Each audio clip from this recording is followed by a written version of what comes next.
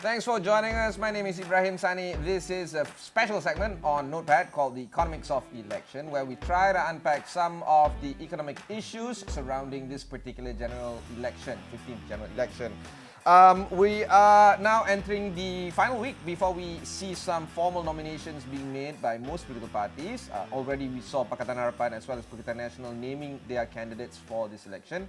And of course, what we need to understand is the manifesto that is going to come out from this particular election and of these political parties. But more importantly, where do they stand on issues pertaining to, say, for instance, education, on trade, on business? And these are the areas that we really need to see and analyze and perhaps even detail out for our people and for our communities.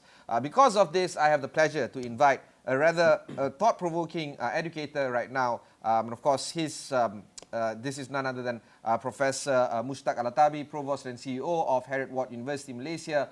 Mushtaq, thanks very much for coming over. It's also important for us to understand the kind of work that Heriot-Watt does before we jump into all the other stuff. Maybe could you give us a primer into this university? Yes, Heriot-Watt University is a global university. We have 5 campuses, 3 in Scotland, 1 in Dubai and 1 in Malaysia. The university is slightly older than 200 years, and this year we celebrated our 10th anniversary in Malaysia. And we develop and we provide courses and programs in technology and business mainly. So this is really the speciality of the university, exists on the intersection of technology and business. And we also pride ourselves of building leaders. So Heriot-Watt University was the university that produced more CEOs in Scotland more than any other university, absolutely, even though our size is smaller than other universities. And we actually focus on building purpose-driven leaders. We believe that purpose is a very important part of leadership. And at the same time, we do world-class research in the area of our speciality that is leading to resolving the challenges of our time, including the climate change and the health issues and other things. Of course, what drew my attention was the simultaneous campus education that one can receive from Heriot-Watt. Could you explain more on that? Yes, so our university is really so different from any other university in the world in the fact, excuse me, that we are having one academic calendar, one curriculum, one operating system. So if a student starts his or her degree in Malaysia, they could literally go anytime in the semester to Dubai to take, a part of their study and go to the UK and then move within the system seamlessly. Now, nobody does really that, but many of our students make use of this system or take advantage over it. So they spend a year in Malaysia, sometimes a year or 2 in the UK, and some of them even spend some time in Dubai. And I think that global movement that we provide is so important in building them as global citizens, preparing them for employability and for life. Other than the technical aspect of the education system, are you thinking about, is Heriot-Watt thinking about, say, for instance, offering digital courses or digital technology courses or business courses that are outside of whatever you're offering right now? Well, we are actually offering all of these things as we speak. So we offer data science courses, and our data science courses are among really the most competitive, the best in the world. Computer science and also our existing business and management and psychology and engineering. They are largely they do lend themselves to the digital transformation in a way. Areas we are thinking of getting into are areas of design, just to add more sort of creative exactly edge to the university. But interestingly, this university started in 1821 at the time of the first Industrial Revolution to address the situation in which we had a changing employability landscape. And less horses, more machines. Absolutely, less horses and more machines. And now, when we are having maybe less sort of less operation machine, less better, more AI. and more AI, we are still actually offering very, very relevant courses in this field. So it's a university started to prepare leaders and talent for the first industrial revolution, and its courses are still relevant in the fourth industrial revolution time. You know, what piqued my interest, I suppose, is your continuous use of purpose-driven leaders. I see in this election that many of the leaders or pretenders to be leaders, they tend to say that they're purpose-driven. However, if you look at their records, it's actually wavering towards what is the topic of the day, and that results in, or that translates to voter inactivity or even disillusionment. I'm sure that many voters right now are eager to go to the polls, but many more are perhaps not even thinking about the election, sitting this one out. So to answer this, I think we need to ask ourselves, what is the situation like when it comes to the political situation, not just in our country, but globally? Maybe you can share with us the kind of crisis that we're facing when it comes to seeing good leaders or developing good leaders, purposeful or not. Well, interestingly, Ibrahim, just 2 weeks ago, I wrote a piece for The Star, and I titled it with, it's Crisis of Leadership in a VUCA world. And indeed, the worldwide, we are struggling with a crisis of leadership, not only in politics, but also in global politics and in business as well. And we believe that the challenge we are facing is when people are becoming so short-term. In politics, people say a politician thinks of the next election, a statesman thinks of the next generation. Yeah.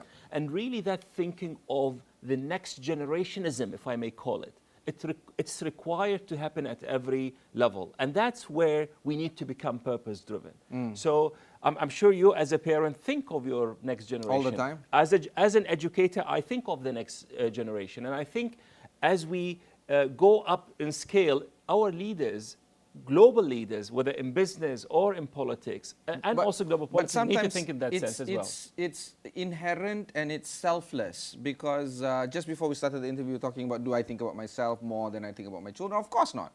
Whatever happens to me is coincidental. I'll just take it as it comes. Yeah. But all the time, I'm thinking about the future of my kids. What can they do? How can they earn? How can they be happy? I just came across this ikigai kind of chart. Yes. What you love, what you're good at, what you can be paid for. There is this whole notion that my 15-year-old, she's going to be sitting for her O-levels in just a few months' time.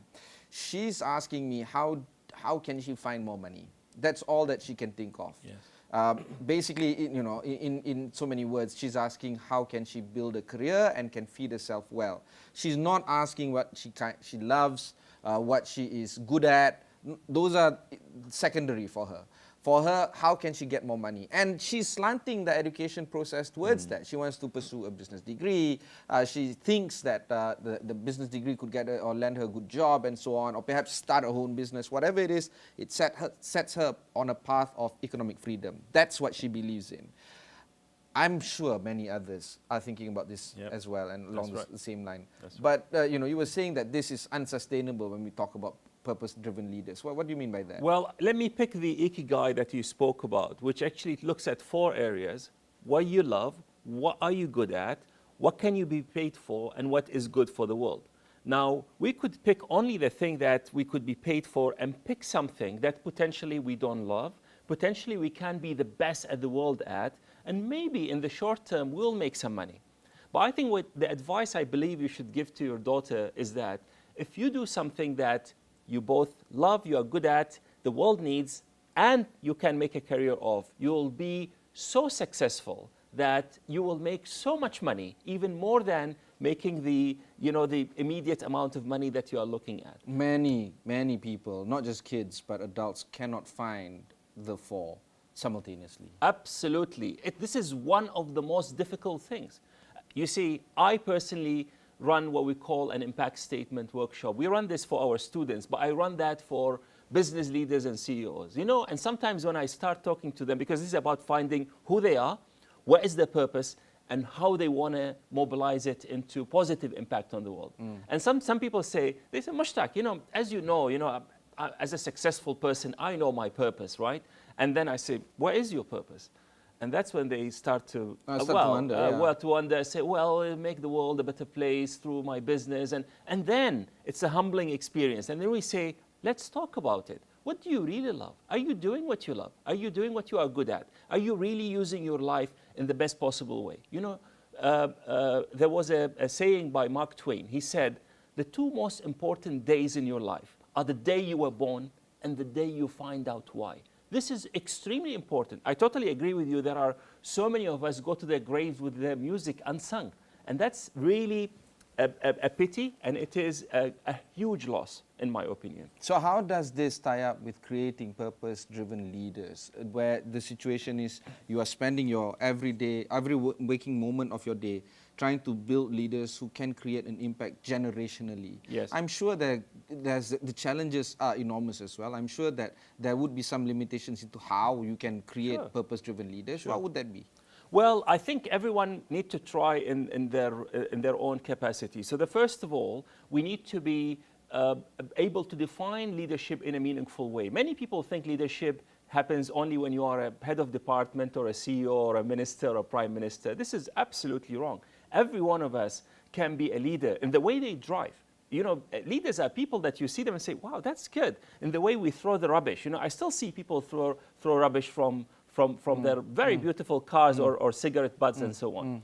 So I think, first of all, we need to tell our children and the next generation that, your life is an act of leadership.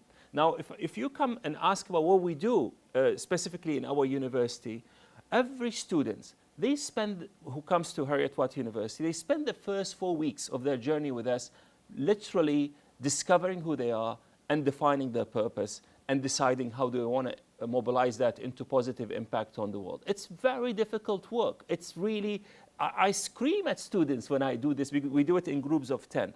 Then in the second semester, every one of our students go into groups and they actually choose NGOs that are aligned with their sense of purpose, and they go and do crowdfunding and they raise money for that. The last batch, they raised around 80,000 ringgit. And this is not only an act of charity, it's an act of building themselves. Many of these students, I asked them after they raised, let's say, 12,000 ringgit for Mercy Malaysia, I say, when you started this, how much money you thought you are going to raise? They say, actually, no target. Not only, they set a small target, 500 ringgit, and then they beat it, and then they go higher. But actually, they had no confidence that they could even convince one person to give them 10 ringgit. So I think in that space, they build their self-confidence, they build their entrepreneurialism. So these are the things that we want people to have, and this is what we do. So when we align the educational experience in a way that you don't see this as a journey to earn a degree in business or chemical engineering or actuarial science, but it's a degree in being a leader in that field while mobilizing your purpose. Sometimes when I start this work with the students, I say, what is your purpose? They say, I'm just a student, just a student. Let me graduate. Let me make money. Let me be rich. And then I'll talk about purpose. And we say, this is wrong. Purpose is the right and the duty of every human being. And that's why, when we devoid our life of purpose and it becomes, I want to win an election, or I want to make money like your daughter, I don't blame her. It's really difficult. But I think if we take a deep breath and say, look, you will achieve all of that. You will win an election. We all know of leaders who were elected. Well, there's going to be 222 winners eventually, no matter what, right? And even worldwide, we had, the case in the UK where you had the leader for only 45 days and then eventually she has to go. So I think taking a deep breath and taking that long-term, next generationism, kind of thinking, I think eventually you will be elected. Eventually you will make money. Eventually you will be successful. We define flourishing, Ibrahim, as being successful for yourself and having an impact, positive impact on the world. And there is no contradiction. You can be extremely successful, extremely rich, if that's how our kids define their success, and at the same time having a very positive impact on the world. This is our belief. This is, you see, this is the strange part. When, you know, when I go to America, I see great innovation, great collaboration. I see a lot of promise, and many of these promise were translated into successful individuals, businesses, people, communities, and so on. If I go to the UK, the same thing. I see a lot of optimism. I see a lot of translation into success, however, which way you want to define success. A lot of cultural enrichment there. The thing is, when it translates to politics, just look at Liz Truss that you mentioned earlier. The Conservatives are heading into a rather destructive mode right now. People are making fun of the UK. It's sad, actually. And if you look at the American politics, it's the same thing. Here is no different. No Malaysian is going to say that Malaysia is a bad country. A lot of us are enjoying our lives here, and a lot of us are trying to make our lives better. However, when we look at Malaysian politics, it's a whole new scene altogether. Where do you see the jarring differences when it comes to communities and people versus the politics that, well, govern us? Well, I think we have to, first of all, accept the responsibility as a community. We produce our politicians. We produce our leaders. And the way we reward our leaders, the leaders will behave in that way. So if we go and say we want to prioritize the environment, if we really say it, not only say it, act it. If we are willing to pay more money for something, if it is more sustainably made, or if we are willing to change our lifestyles to do that, business will respond. Politics, I believe, will respond as well. So I think but at the same time, I think we all need to accept that that responsibility that starts in the education, and that's why education is so important. Not only because I work in education, but because this is where our young people are. You know, every leader that you have today was a 15-year-old at one point going for IGCSE or O-level like your daughter. He or she was a person at a university, and we ask ourselves, what did we tell them? What did we teach them? And it's only after they are out, then we reward them in an X or an Y way, and then we blame them. So I think it's a collective responsibility that we all have to accept, in my view. Okay, let's talk about the education system in Malaysia. You get 10 different people, you get 11 different ideas on how education system needs to be improved on. Let's talk about how you see our education system. You are in a unique position. You are as much a Malaysian as I am, except that you don't hold an IC. This is just about it. But generally speaking, you've been here for over 2 decades. You know what works, what doesn't work. Where do you think the education promise lies in terms of Malaysians' improvement towards the system?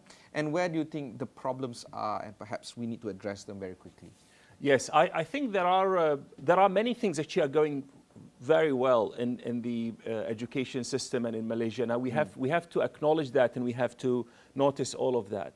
But always we can improve on our education system. Now, education system is the bedrock of producing the talent that will lead the country and the region. And I think we need to be able to not only develop our own talent locally, but also attract talent globally. So we need to know that, you know, Singapore, Australia, UK, all of them, not only attracting international students, they are asking them, allowing them to stay after they finish their degrees. We don't do this in Malaysia.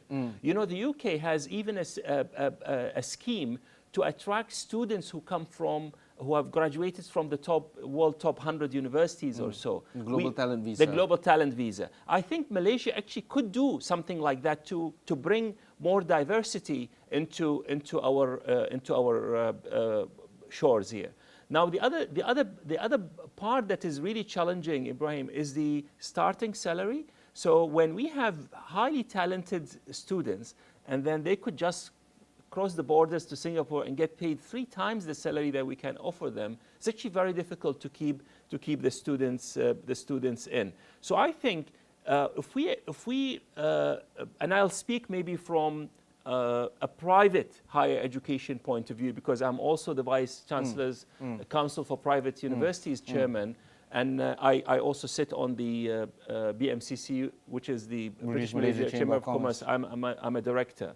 I think from the private sector, we need more openness. We need to bring more talent, whether academics or students. We need to welcome them here. The sector, Ibrahim, is worth 30 billion ringgit, the private higher education. And it has the potential of being 100 billion ringgit a year kind of sector. Not only the fees, but the other services that these students do come and enrich our education system. So I think what we need is more flexibility, allowing universities to experiment. For example, we learned so much after through the COVID, and we now can run our programs online and so on. But this is something that we need to encourage universities to keep on doing it, because potentially a student could, for example, be in China doing our course online. Why do we stop this? But in Malaysia, for example, we insist, even if you are studying online, that you have to get a visa to Malaysia, even if you are not coming to Malaysia. So I think there are really things that could be tightened a bit to enable this great sector and I'm speaking about the higher education, partly the private one, to be even greater. Okay. The thing about, say, for instance, Australia and the UK and how they export education, Yep. And allow for individuals to come in and take up university positions there and study there and many more, growing that tertiary education sector to an enormous figure in just a few decades. And you can speak more to this actually. But it is actually a microcosm of how the country is per se. Yes. They're a little bit more open, they're a little bit more liberal, they're a little bit more excited to see more foreign faces coming to their shores. I don't know whether that is the kind of ingredients that we have right now in Malaysia at this point in time. Would you agree? Well, I believe the Malaysian society is actually even more welcoming than some of the countries that you've mentioned. I think Malaysia, by its nature, really accepts people. I'm a case in point myself. So I think our challenge is there are policies that we have, let's say in terms of if you go to study to Australia and you are studying a 3-year degree, Yeah. they will give you a 3-year visa. Yeah. Here we will give the students a 1-year visa, and every year they have to go and make sure that they renew it and so on. And I think this is easily fixable. Now, do I know why the immigration actually do it in that way? Absolutely, because their ultimate goal is protecting the country. But I think there are ways for us to, from a policy point of view, to make the country even more welcoming. And Malaysia has a goal of becoming a hub for higher education in the region. That has always been the the goal, world. and it has never changed. However, Yes. to translate that, to realize that it's something else. And you see, we have the ingredients. So which other country has 10 international universities? We have 5 British universities, we have 3 Australian universities, we have other universities. Actually, the diversity of our higher education is fascinating. The cost of living is also great. We are now pitching this to our colleagues in the UK that maybe when it's too cold in the UK, you may come over to Malaysia. And actually, seriously, there are students who are thinking of coming here. And it's not only the weather and the food, but it's also the diversity, the travel within the region. So in Putrajaya, in our campus now, we have probably 70 Scottish students studying. At its heights, we had 120, and this is something that we could actually grow even further. So I think there are so many things that are going well for Malaysia, and I believe if we all, do the innovation right, develop purpose-driven leaders. So do the stuff that I've mentioned to you earlier. Challenge the students. Get them to get these 4 things. Attach them together and find the intersection, and then use that to sell themselves and lead their life. I think that would be really fascinating to happen. What would be the 3 things that you think the politicians should think about in this election, and perhaps 2 things that they shouldn't do, or 3 things that they shouldn't do? Professor? From an educational point of view, Yeah. I presume. Yeah, I think we need to work on really building education so that the talent is developed. Okay. And so developed in the first place. So courses in data science, courses in the areas that we want to lead the world in would be one. Secondly, as you said, we need to find ways to retain the talent. So if the pay is not that great, maybe, I don't know, tax rebate or things to keep people staying here. Thirdly, I believe that the challenges that we are facing and the opportunities to realize would require talents from abroad as well. And Malaysia is quite attractive actually in many ways. So I think we need to develop our own global visa programs to attract these top people into It's the not hard. country. We just copy paste whatever that we see. You in are the UK absolutely anymore. right. Yes, and we add to that beautiful weather, beautiful food, and welcoming people. So I think we have really a very unique and unique thing. And honestly, generally, I won't say anything about what should they not do. People they know what they should not do. But I think generally ask themselves, what is the purpose? How do I make this country more resilient for the next generation, for your children, for my children? I have three Malaysian boys, so as you said, I'm for as all much intents Malaysian as I am, as anyone else. And I think really thinking of what do they need and make sure that this is available so that when we are older, all of us, they are able to take care of us. Fantastic. That's a fantastic way to end. Purpose-driven leaders would be some of the key features of Heriot University. Do check them out. Also, we are continuing our election coverage here on Astro Awani and on this special segment of ours called the Economics of Election on Notepad. So do stay on with us on the election channel. My name is Ibrahim Sani. Catch you in the next one.